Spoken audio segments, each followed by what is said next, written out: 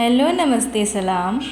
मैं मुस्कान स्वागत करते हैं आपका आपके अपने चैनल मुस्कान सिंह रवि की साहित्यिक दुनिया में।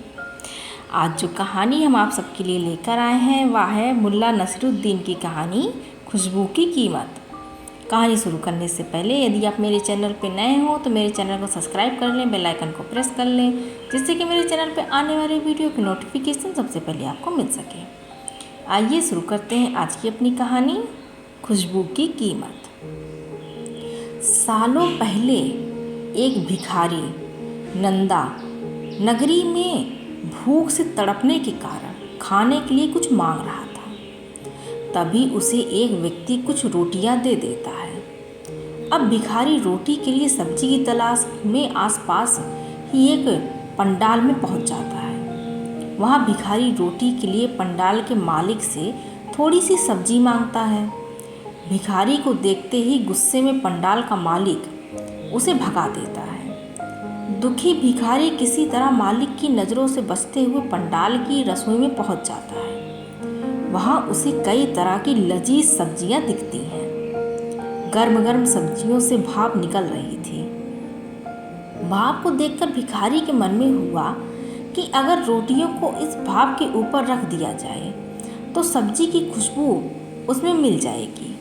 फिर रोटी में भी सब्जी का स्वाद आने लगेगा और सब्जी की ज़रूरत ही नहीं पड़ेगी। यह सब सोचते हुए भिखारी रोटी पर सब्जी डालने की जगह उन्हें सब्जी से निकलने वाली भाप के ऊपर रख देता है। तभी अचानक वहाँ पंडाल का मालिक आ जाता है और भिखारी को सब्जी चोरी करने के लिए पकड़ लेता है। भिखारी उससे कहता है कि मैंने सब्जी नहीं चुराई है, मैं सिर्फ सब्जी की खुशबू ले रहा था। मालिक भिखारी को धमकाते हुए कहता है कि अगर तुमने सिर्फ खुशबू ली है तो तुम्हें उस खुशबू की भी कीमत चुकानी होगी। डरी हुई आवाज़ में भिखारी उससे कहता है, मालिक, मेरे पास कुछ भी नहीं है जिससे कि मैं खुशबू की कीमत चुका सकूं। तब पंडाल मालिक उसे पकड़कर मुल्ला नसीरुद्दीन के दरबार में ले जाता है। मुल्ला नसीरुद्दीन पंडाल मालिक और भिखारी की बातों को गौर से सुनते हैं। दोनों की बातें सुनने के बाद मुल्ला कुछ देर सोचकर पंडाल मालिक से कहते हैं कि तुम्हें अपनी सब्जी की खुशबू के बदले पैसे चाहिए।